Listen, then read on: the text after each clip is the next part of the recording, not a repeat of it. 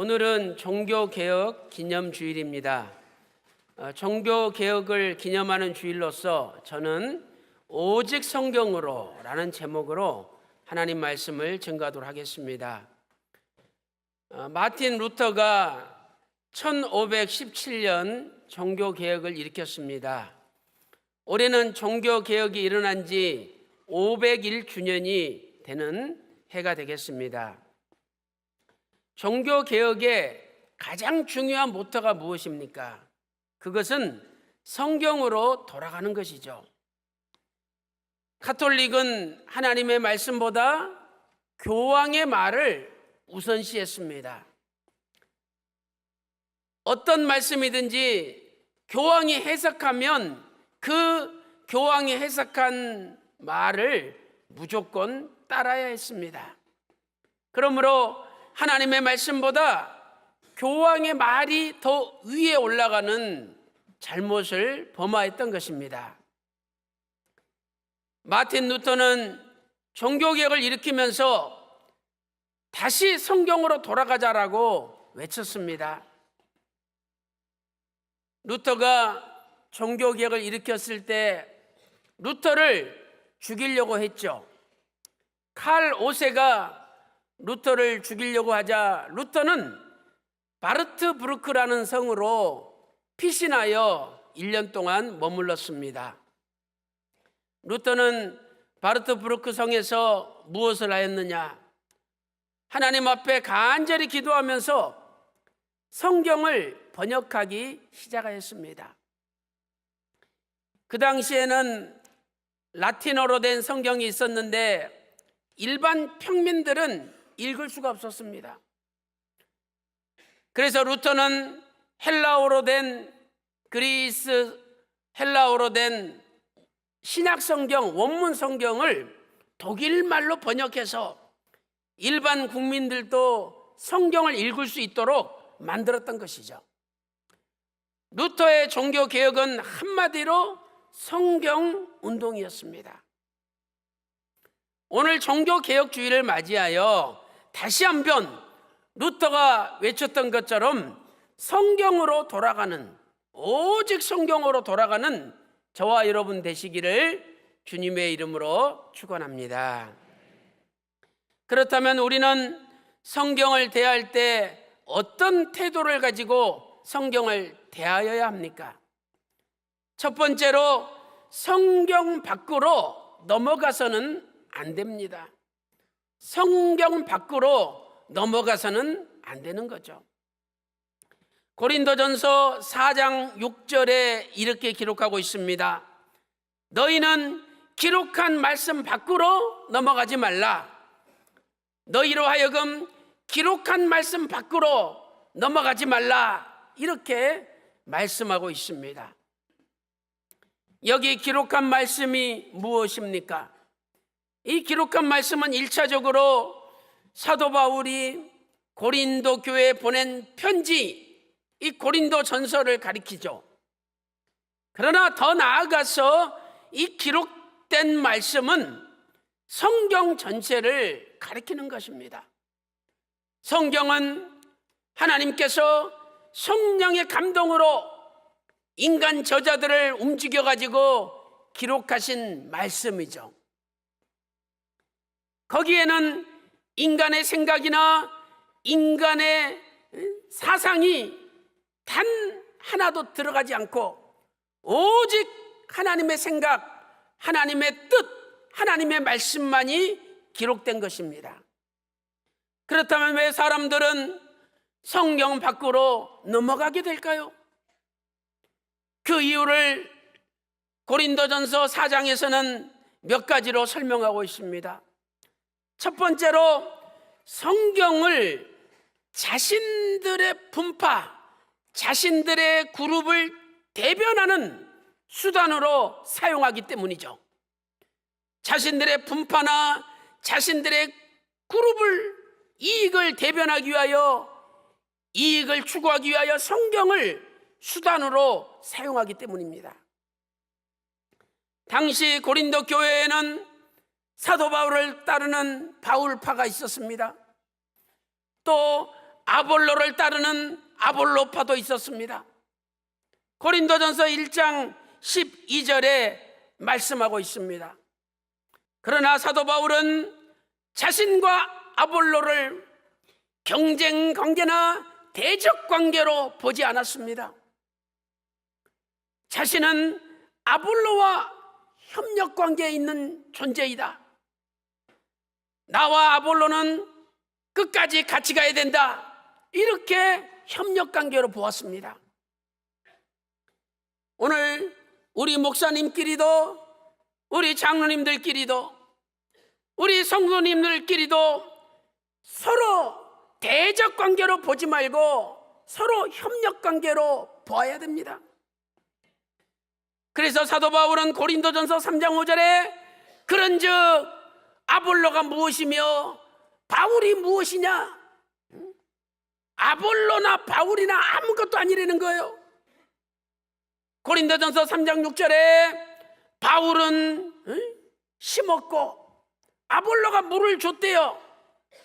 그러나 아무리 바울이 심고 아볼로가 물을 줬다 할지라도 자라게 하시는 분은 하나님이시라고 말씀하고 있습니다.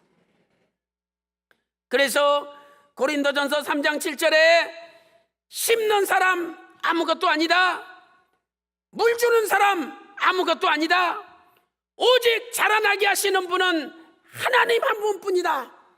이렇게 고린도전서 3장 7절에 말씀하고 있는 것입니다.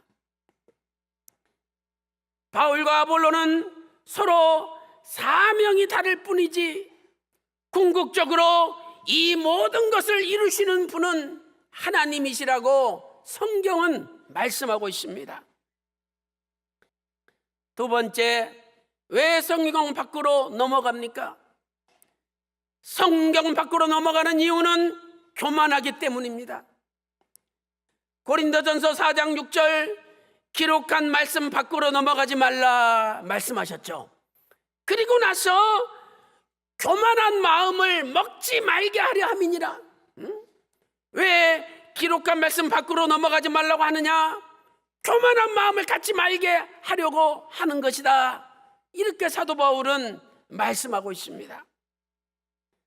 잠언 16장 18절 말씀 보니까 교만은 패망의 선봉이요 거만은 넘어짐의 앞잡이라고 잠언 16장 18절에서 말씀하고 있습니다. 우리가 늘 나는 부족하다, 내가 더 배워야 된다, 이런 겸손함을 가질 때 하나님이 은혜를 주십니다. 그러나 내가 최고다, 내 해석이 마치 교황처럼 100% 맞는 거다, 다른 사람 다 틀렸다, 그렇게 마음 먹는 순간부터 멸망의 길로 가는 겁니다. 우리는 성경 앞에 너무너무 겸손해야 됩니다. 야고보서 4장 6절에 하나님께서 교만한 자를 물리치시고 겸손한 자에게 은혜를 주신다라고 말씀하고 있습니다. 종교개혁자 루터는 정말로 성경을 사랑했습니다. 루터는 성경에 대하여 이렇게 말을 하였습니다. 우리는 성경의 단 한 구절이라도 그 깊이를 온전히 측량하지 못한다. 성경의 단 한 구절이라도 그 깊이를 우리는 온전히 측량할 수 없다는 거죠. 그러면서 루터는 말하기를 성경 지식에 관한 한 우리는 항상 거지일 뿐이다. 성경 지식에 관한 한 우리는 항상 거지일 뿐이다. 이렇게 고백하며 늘 성경 앞에 거지처럼 무릎 꿇고 겸손히 엎드렸습니다. 사랑하는 성도 여러분, 오늘 저와 여러분의 남은 생에도 성경 앞에 무릎 꿇고 성경 앞에 겸손히 엎드림으로 기록된 하나님 말씀 밖으로 넘어가지 않고 성경 안에서 크나큰 축복을 받아 누리는 저와 여러분 되시기를 주님의 이름으로 축원합니다.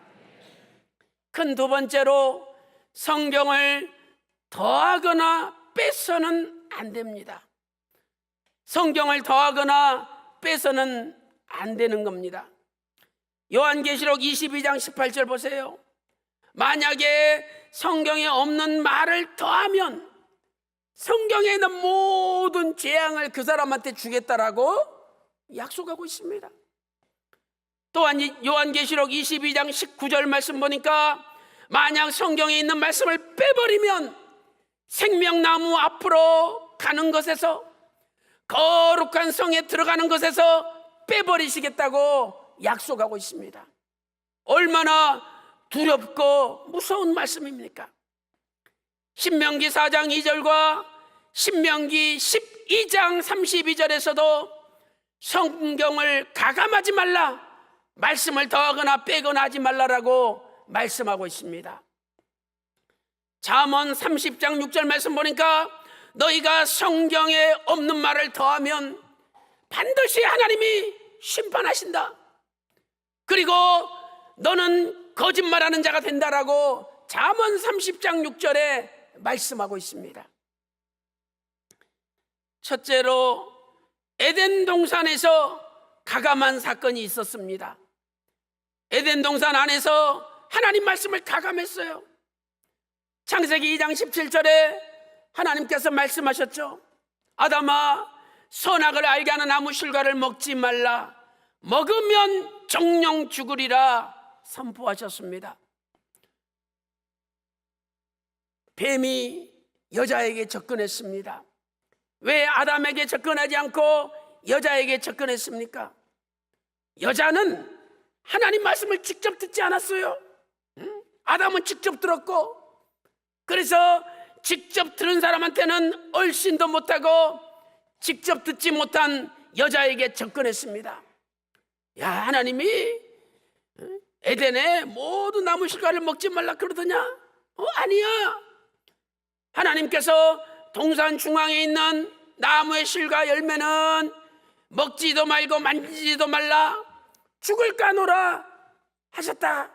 이렇게 창세기 3장 3절에서 여자가 대답했습니다. 이 여자의 말을 잘 들어보면 성경을 마음대로 더하고 마음대로 빼버렸어요. 아니, 하나님께서 언제 만지지도 말라는 말씀하셨습니까? 만지지도 말라는 말씀 안 하셨어요. 근데 자기 임의로 만지지도 말라는 말씀을 더한 거죠. 또 하나님께서는 정령 죽으리라, 반드시 죽는다라고 강조하셨습니다. 그런데 죽을까 하노라? 죽을 수도 있고 안 죽을 수도 있어. 뭐 죽는다 그랬는데 뭐 진짜 죽겠어? 뭐 이런 식으로 죽을까 하노라, 하나님의 말씀을 약화시켰어요. 이것은 하나님 말씀을 빼버린 거죠. 이렇게 말씀을 가감함으로 말미암아 여자는 선악을 알게 한 나무 실과를 따먹고 타락하는 멸망의 길로 갔던 것입니다. 그러므로 우리도 하나님 말씀을 임의로 가감하지 말고 말씀 그대로 믿어야 영생의 길로 나아갈 수 있을 줄로 믿습니다. 두 번째, 사사시대에도 가감과 관련된 사건이 있습니다. 사사시대, 에브라임 지파, 에브라임 사람들과 길르앗 사람들이 전쟁이 붙었습니다. 이 길르앗 사람들이 요단강 나루터를 지키면서 에브라임 사람들이 건너가면은 다 잡아서 죽인 거예요. 그런데 에브라임 사람인지 아닌지를 어떻게 아느냐? 길르앗 사람들이 야, 너 십볼렛 발음해봐라 그랬어요. 십볼렛. 그런데 이 에브라임 사람들은 십볼렛 발음을 못해요. 그래가지고 그냥 시옷인데 쌍시옷으로 십볼렛, 십볼렛 이렇게 발음하는 거예요. 너는 에브라임 사람이구나. 아주 다 잡아 죽이는데 자그마치 42,000명을 죽였어요. 사사기 12장 6절에 기록되어 있습니다. 이 십볼렛이나 십볼렛이나 히브리어 자음은 네 자로 똑같아요. 자음이 세 개는 같은데 한 자음이 틀린 거죠. 십볼레 달 때는 히브리어 쉰이라는 단어를 써요. 그런데 십볼레 달 때는 사맥이라는, 발음이 강한 사맥이라는 다른 자음을 쓰는 거예요. 그런데 에브라임 사람들은 다 십볼레 하다가 죽는 거 알면서도 야, 십볼레 해봐라. 그러면 자기들도 열심히 십볼레 하려고 그러는데 자기도 모르게 발음이 된 발음이 나오는 거예요. 자기 마음대로 안 되는 거예요. 그래가지고 42,000명이 죽임을 당했습니다. 이것은 구속사적으로 우리에게 무엇을 가르쳐주고 있습니까? 우리도 요단강을 건너 천국의 신령한 가나안에 들어가야 될 거 아닙니까? 그런데 요한계시록 22장 18절 19절에서 내 마음대로 말씀을 더하면 성경에 있는 모든 재앙을 더한대요. 또 성경에 있는 말씀을 빼버리면 거룩한 성 새 예루살렘에 들어가는 데서 생명나무 앞에 나가는 데서 우리를 빼버린다고 말씀하고 있습니다. 이것은 우리의 평상시의 삶이 얼마나 중요하다는 것을 가르쳐 줍니다. 예수님의 모든 삶은 성경대로의 삶이었습니다. 고린도전서 15장 3절 4절 말씀 보니까 예수님께서 성경대로 십자가에 죽으시고 성경대로 3일 만에 부활하셨다라고 고린도전서 15장 3절 4절에서 말씀하고 있습니다. 우리 교회는 하나님의 사람 원로 목사님을 통해서 성경대로의 삶을 배우고 그 성경대로의 삶을 걸어왔습니다. 바라옵기는 우리의 마지막도 성경을 떠나지 않고 성경 안에서 성경을 가감하지 않고 성경대로 삶으로 마지막 때 하나님 기뻐하시는 가운데 천국에 다 입성하는 저와 여러분 다 되시기를 주님의 이름으로 축원합니다. 큰 세 번째로 성경을 억지로 풀지 말아야 됩니다. 성경을 억지로 풀지 말아야 합니다. 베드로후서 3장 16절 말씀 보니까 억지로 풀다가 스스로 멸망에 이르렀느니라.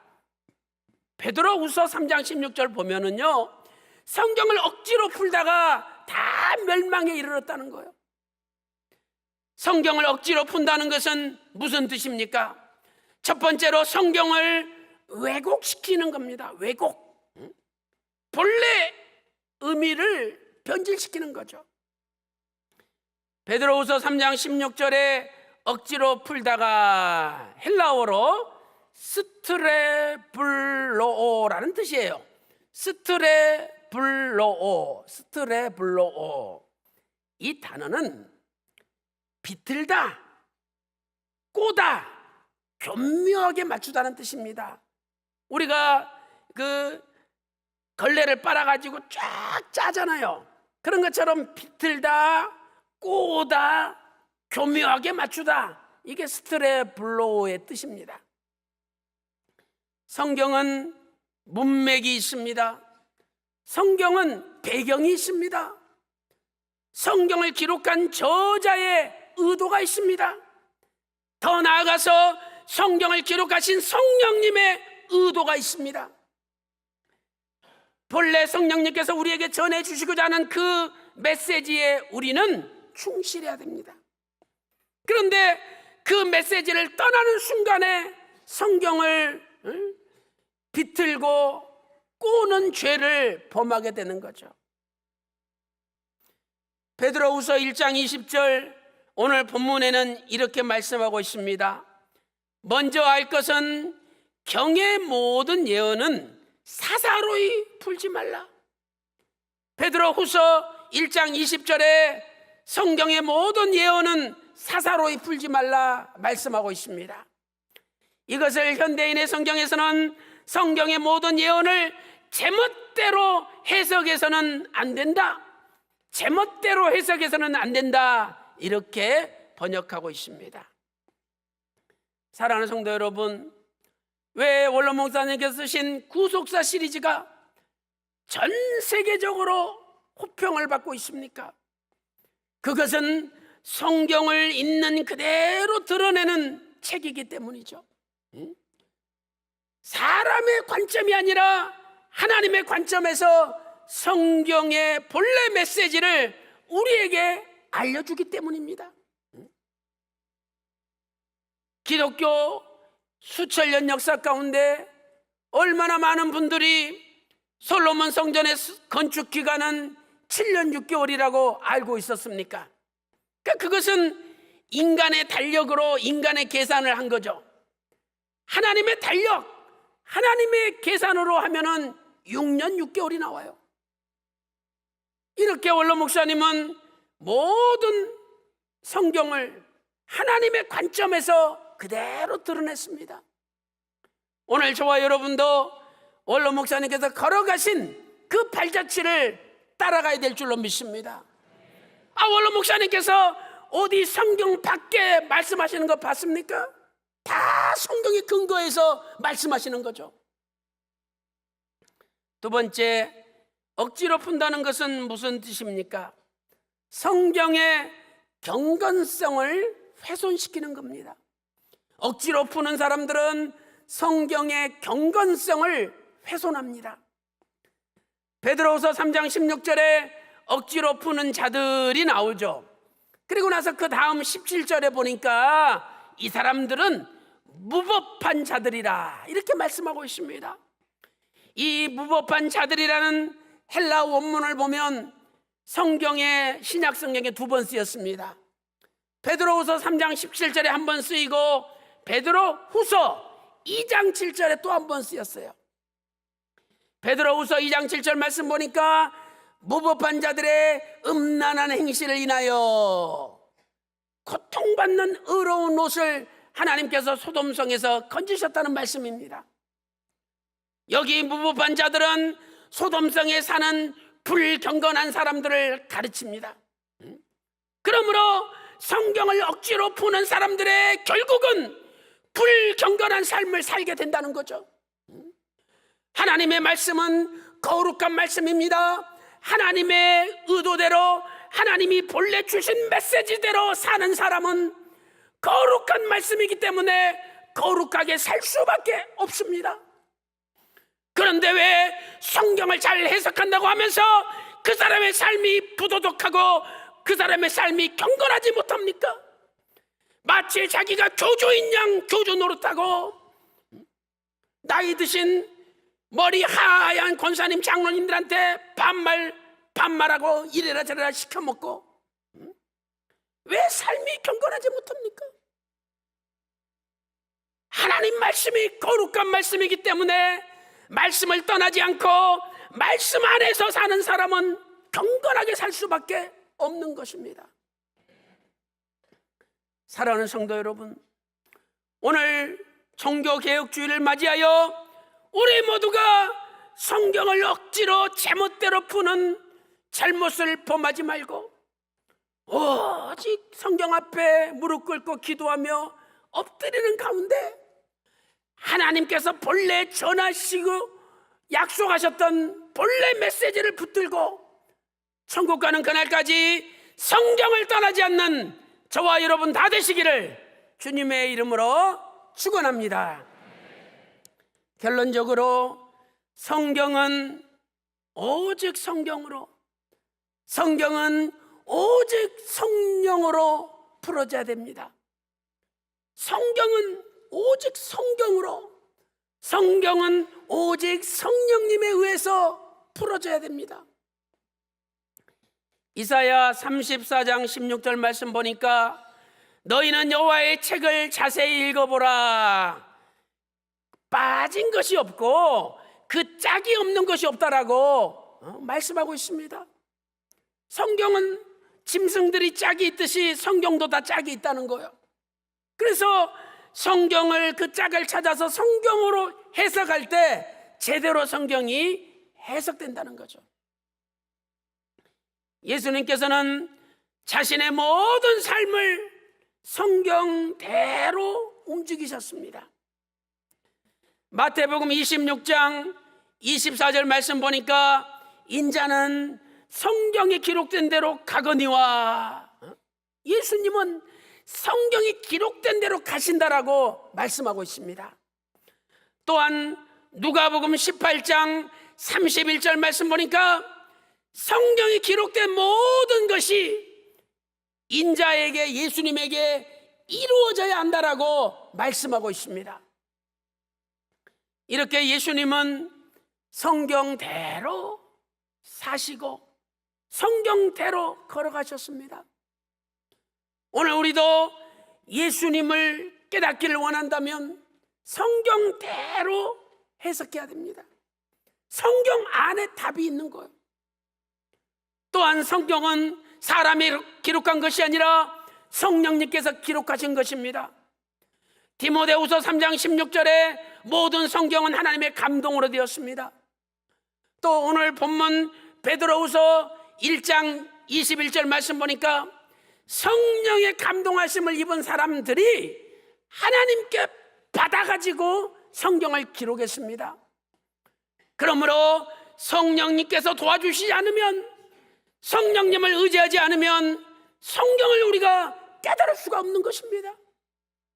설교 들을 때도 성령님이시여 나한테 하나님 말씀을 깨닫는 영을 보내어 주십시오, 기도하며 하나님 말씀을 들어야 됩니다.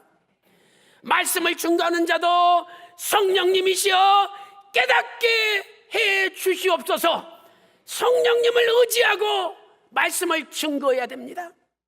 사람이 가르쳐 주는 게 아니에요. 사람은 성령님의 도구로 쓰임받을 뿐입니다. 그래서 자기를 나타낼 필요도 없고 자기를 잘났다고 자랑할 필요도 없는 것입니다. 성령님을 의지해야 됩니다. 그런데 성령님을 의지하지 않고 그냥 인간의 생각과 인간의 말로 다 그냥 사람들한테 1 더하기 1은 2다 이런 식으로 가르쳐 준다고 그것이 그 사람의 믿음으로 가슴 깊이 박힙니까? 박히지 않습니다. 사람이 가르쳐 주는 것은 반드시 열매 맺지 못해요. 그러나 아버지의 영 성령님께서 역사하시는 것은 반드시 심중에 박히고 열매를 맺습니다. 오늘도 나를 뚫어내지 말고 인간이 가르쳐주지 말고 성령님께서 가르치시고 아버지의 영이, 예수의 영이 가르치실 때 성경이 올바로 해석될 줄로 믿습니다. 오늘도 성경 앞에 무릎 꿇으세요. 바라옵기는 오늘도 나를 가리우고 성령님께서 아버지의 영이, 예수의 영이 역사하시기를 맡기면서 성경 읽고 배우고 가르칠 때 우리 평강제일교회는 천국 가는 그날까지 성경 안에 머물러 성경을 떠나지 않고 오늘 목사님이 가르쳐 주신 대로 오직 성경으로 아버지께 영광 돌리는 하나님 기뻐하시는 교회가 다 되시기를 주님의 이름으로 축원합니다.